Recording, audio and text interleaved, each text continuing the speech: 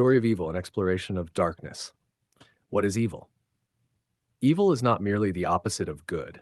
It is a complex, multifaceted force that transcends simple definitions. It begins as a disembodied idea, an abstract concept that exists independently, waiting for a host to embody it. Unlike good, which is guided by principles and ethical boundaries, evil thrives on the absence of constraints. It perceives itself as superior because it is not bound by the rules that govern moral behavior. In its mind, this freedom is its ultimate strength, allowing it to do whatever it wants without concern for the consequences. The birth of evil in the human mind. Evil begins its journey by finding a vulnerable host, a person who, whether through curiosity, temptation, or despair, is open to the doctrine that evil presents. At first, this individual may only entertain the idea of evil as a fleeting thought, a passing temptation. But slowly the idea takes root, especially as the person begins to explore the boundaries of pleasure. This exploration often starts innocently, with the pursuit of simple pleasures, food, companionship, success. However, as these pleasures are exhausted and lose their thrill, the person begins to seek more intense experiences. They start experimenting with the fusion of pleasure and pain, testing the limits of what they can feel. This marks the beginning of the individual's descent as they gradually introduce elements of pain and harm into their pursuit of pleasure, believing it to be just a touch of different.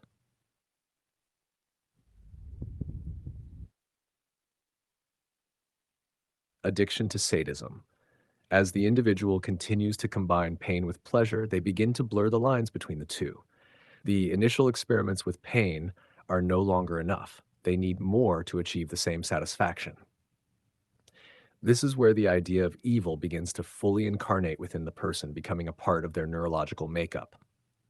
The brain's reward system, driven by endorphins and other neurochemicals, starts to associate this mix of pain and pleasure with emotional and physical satisfaction. Evil at this point becomes an addictive drug.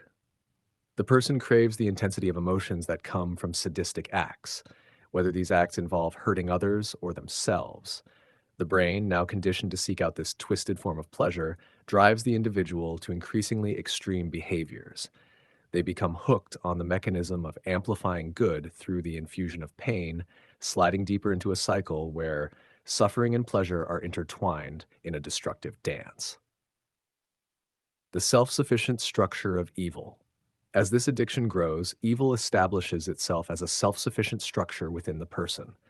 It defends its existence with a set of reflexes that operate independently of logic or reason. These reflexes are triggered whenever the sadistic pleasure is threatened, whether by external challenges or internal doubt. The individual might use words and sentences that seem rational on the surface, but are actually designed to deflect, deceive, and defend the emotional high that comes from their sadistic behavior.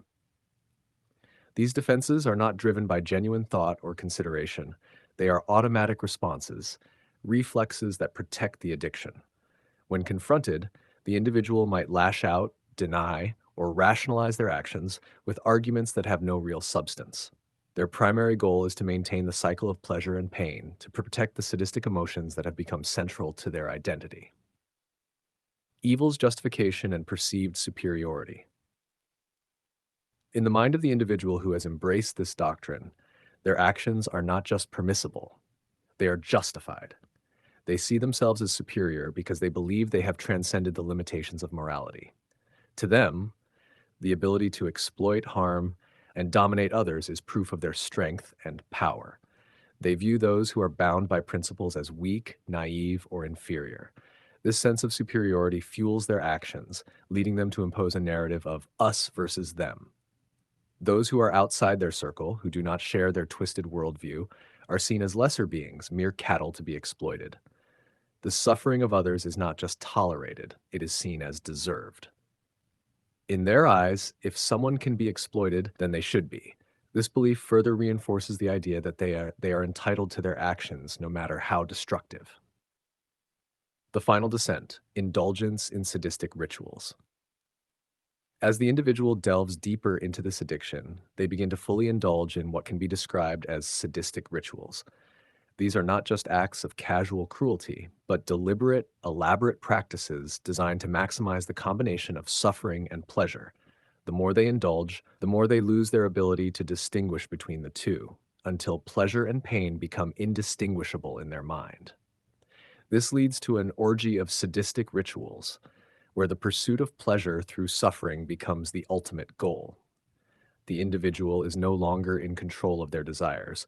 They are driven by the compulsion to experience more intense and extreme forms of emotional and physical stimulation. In this state, they are completely consumed by evil, having fully internalized its doctrine. The endgame: isolation and self-destruction. Evil in its final form is self-destructive. The individual, who once believed themselves to be powerful and superior, becomes isolated and hollow. Their relationships, their sense of self, and even their ability to experience genuine joy are eroded by their addiction to sadistic pleasure. The very acts that they believed made them superior have instead made them slaves, trapped in a cycle of suffering and pleasure that they can no longer escape. As they descend into this abyss, they often fail to realize that the power they sought was an illusion. The freedom they believed they had achieved was actually a form of enslavement, as they became increasingly dependent on the twisted pleasures that defined their existence. Conclusion: the vivid picture of evil, as we have explored, is a disembodied idea that finds a home in the human mind, taking root and growing into an all consuming force. It starts with the pursuit of pleasure, but when that pleasure becomes intertwined with pain, it transforms into something far more dangerous. The individual becomes addicted to the emotional highs that come from this combination, leading them down a path of increasing depravity and self destruction. Evil defends itself with reflexes that bypass reason, using deception and rationalization to protect its existence. It justifies its actions through a sense of superiority, believing that those who suffer deserve their fate. But in the end, evil is not a path to power or freedom. It is a path to isolation, destruction, and ultimately the loss of one's humanity. This story of evil serves as a warning that the pursuit of pleasure without boundaries, without regard for the consequences, can lead to the darkest corners of human experience. It reminds us of the importance of maintaining our moral compass, of recognizing the dangers of crossing lines that should not be crossed, and of understanding that true strength lies not in the ability to do anything, but in the discipline to do what is right.